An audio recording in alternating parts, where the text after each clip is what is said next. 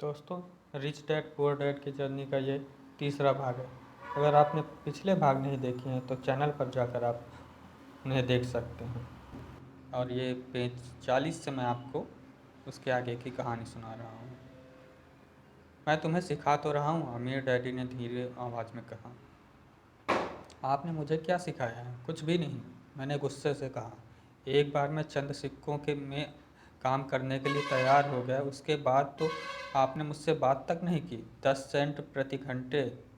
मैं आपकी शिकायत सरकार से करूँगा। हमारे देश में भी बाल श्रम कानून है, आप तो जानते ही हैं कि मेरे डैडी सरकार के लिए काम करते हैं। शाबाश, अमीर डैडी ने कहा। अब तुम उन ज़्यादातर लोगों की भाषा बोल रहे हो जो कभी मेरे लिए काम करते थे। वे लोग जिन्हें या तो मैंने नौकरी से निकाल दिया है या वे खुद मेरी नौकरी छोड़ दी है। तो इस बारे में आपको क्या कहना है? मैंने पूछा, और मुझे लग रहा था कि कम उम्र के बावजूद मैं बहादुरी से बातें कर रहा हूँ। आपने मुझसे झूठ बोला। मैंने आपके लिए काम किया और आपने अपना वादा पूरा नहीं किया। आपने मुझे कुछ भी नहीं सिखाया। कौन कहता है कि मैंने कुछ नहीं सिखाया है? अब मेरे अमीर डैडी ने शांति से कहा। मैंने 3 हफ्ते तक काम किया और इस बीच आपने सिखाना तो दूर रहा, मुझसे कभी बात तक नहीं की, मैंने व्यंग भरे अंदाज में कहा। क्या सिखाने का मतलब केवल भाषण या बातचीत ही होता है? अमीर डैडी ने पूछा।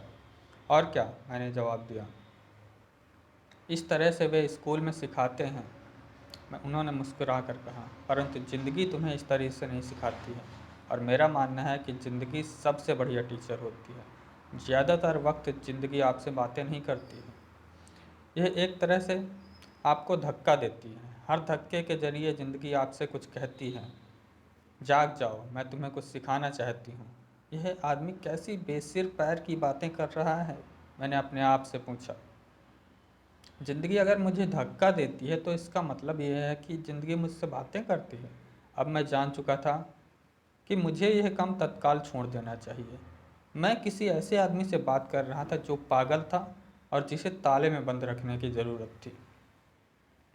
अगर तुम ज़िंदगी के सबक सीखते हो तो इससे तुम्हें बहुत फ़ायदा होगा। अगर तुम ऐसा नहीं करते हो तो ज़िंदगी तुम्हें लगातार धक्के देती रहेगी। लोग 2 चीज़ें करते हैं। कुछ लोग ज़िंदगी के धक्कों को सहन करते चले जाते हैं, बाकी लोग गुस्सा हो जाते हैं और ज़िंदगी को धक्का दे देते हैं। परंतु वे धक्का देते हैं अपने बॉस को, अपने काम को, अपनी पत्नी को, अपने पति को, या वे यह नहीं जानते कि ज़िंदगी उन्हें धक्का दे रही है। मैं नहीं जानता था कि वे किस बारे में बात कर रहे थे। ज़िंदगी हम सबको धक्का मारती है। कुछ लोग हार मान लेते हैं, बाकी के लोग लड़ते हैं। कुछ लोग सबक सीख लेते हैं और आगे बढ़ जाते हैं। वे ज़िंदगी के धक्कों का स्वागत करते हैं। इन गिने चुने लोगों के लिए इसका मतलब होता है कि उन्हें कुछ नया सीखना चाहिए। वे सीखते हैं और आगे बढ़ जाते हैं। ज़्यादातर लोग छोड़ देते हैं और कुछ लोग तुम्हारी तरह लड़ते भी हैं। अमीर डैडी खड़े हो गए और उन्होंने टूटी फूटी खिड़की को बंद कर दिया। अगर तुम यह सबक सीख लेते हो तो तुम एक समझदार, अमीर और सुखी युवक बन सकते हो। अगर तुम यह नहीं सीखते हो तो तुम जिंदगी भर अपनी समस्याओं के लिए अपनी नौकरी, तनख्वाह या अपने बॉस को कोसते रहोगे। तुम हमेशा एक तुम हमेशा ऐसे बड़े मौके की उम्मीद करते रहोगे जो आए और तुम्हारी आर्थिक समस्याओं को सुलझा दे। अमीर डैडी ने मेरी तरफ देखा कि क्या मैं अब भी उनकी बात सुन रहा हूँ। उनकी आंखें मेरी आंखों से मिली। हम एक दूसरे की तरफ देखते रहे और हमारी आंखों के बीच संप्रेषण की धाराएं बहने लगीं। आखिर जब मैं उनके संदेश का मतलब समझ गया तो मैंने अपनी नज़रें झुका लीं। मैं जान गया था कि वे सही थे। मैं उन्हें दोषी ठहरा रहा था, जबकि सीखने की जिद मेरी ही थी। मैं फालतू में ही लड़ रहा था। अमीर डैडी ने कहा, अगर आप इस तरह के आदमी हैं जिसमें हिम्मत नहीं है तो आप ज़िंदगी के हर थपेड़े के सामने हार मान जाते हैं। अगर आप इस किस्म के आदमी हैं तो आप ज़िंदगी भर सुरक्षित खेल खेलते रहेंगे, सही चीज़ें करते रहेंगे और किसी ऐसे वक्त का इंतज़ार करते रहेंगे जो आने वाला नहीं है। और फिर आप एक बोरिंग बुढ़े की तरह मर जाएंगे। आपके बहुत से दोस्त होंगे जो हम आपकी सिर्फ इसलिए तारीफ़ करेंगे क्योंकि आप एक मेहनती और भले आदमी थे। आपने ज़िंदगी भर सुरक्षित खेल खेलने और सही चीज़ें करने में गुजार दी। परंतु सच बात तो यह है कि आपने ज़िंदगी के थपेड़ों के सामने घुटने टेक दिए। आप खतरा मोल लेने की कल्पना तक से डरते थे। हकीकत में तो आप जीतना चाहते थे, परंतु आपके लिए हारने का डर जीतने के रोमांच से कहीं ज़्यादा ताकतवर साबित हुआ। अंदर से आप केवल अंदर से आप और केवल आप जान पाएंगे कि आपने कभी जीतने की कोशिश नहीं की। आपने सुरक्षित खेल खेलने का विकल्प चुना। हमारी नज़रें एक बार फिर मिली। 10 सेकंड तक हम एक दूसरे को देखते रहे और एक बार फिर मैंने तभी नज़रें हटाई जब मैं उनकी बात का मतलब समझ गया। आप मुझे धक्का दे रहे थे? मैंने पूछा। कुछ लोग ऐसा कह सकते हैं, अमीर डैडी मुस्कुराए। तो मैं यही कहूँगा कि मैं तुम्हें ज़िंदगी का स्वाद चखा रहा था। कैसा स्वाद? मैंने पूछा। मैं अब भी गुस्से में था, परंतु अब मेरी जिज्ञासा भी जाग गई थी।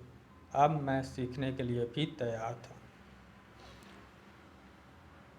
तुम दोनों ऐसे पहले लोग हो जिन्होंने मुझे पैसा बनाने की कला सीखने का आग्रह किया। मेरे पास 150 से भी ज़्यादा कर्मचारी हैं और उनमें से एक ने भी मुझे पैसा कमाने की कला के बारे में नहीं पूछा। वे मुझसे नौकरी मांगते थे, तनख्वाह मांगते थे, परंतु पैसा बनाने की कला नहीं सीखना चाहते।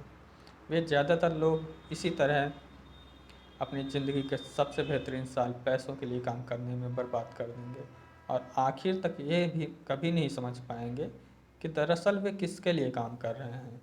मैं पूरा ध्यान लगाकर उनकी बात सुनता रहा।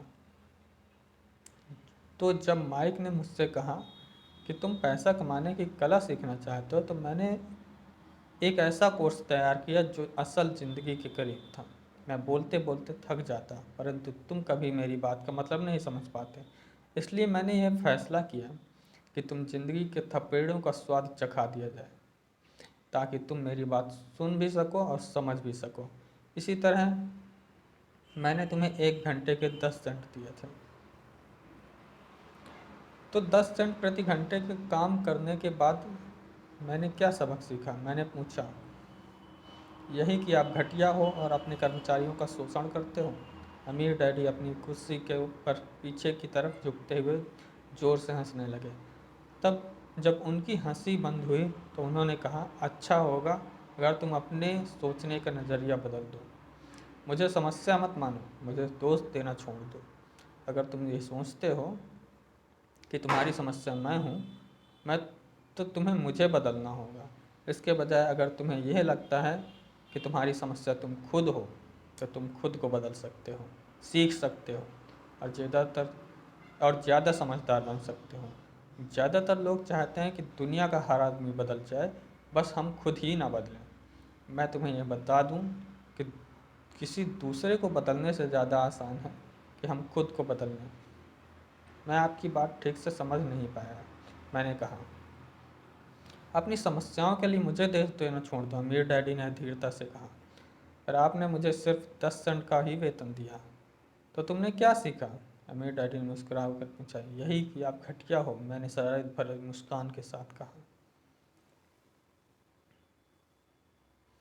अच्छा, तुम ये सोचते हो कि मैं समस्या हूँ, अमीर डैडी ने कहा। वो तो आप हैं ही। खैर, इसी तरीके से सोचते रहो और तुम ज़िंदगी भर कुछ नहीं सीख पाओगे। अगर तुम्हारा नज़रिया यही है कि मैं समस्या हूँ, तो तुम्हारे पास क्या विकल्प रह जाते हैं? अगर आप मेरी तनख्वाह नहीं बढ़ाते या मुझे इज्जत नहीं देते, तो मैं काम छोड़कर चला जाऊँगा। और ये तीसरा एपिसोड था दोस्तों। आगे की कहानी सुनने के लिए हमसे जुड़े रहिए, चैनल को सब्सक्राइब करिए, वीडियो को लाइक करिए और जल्दी आपको अगली वीडियो मिलेगी। धन्यवाद।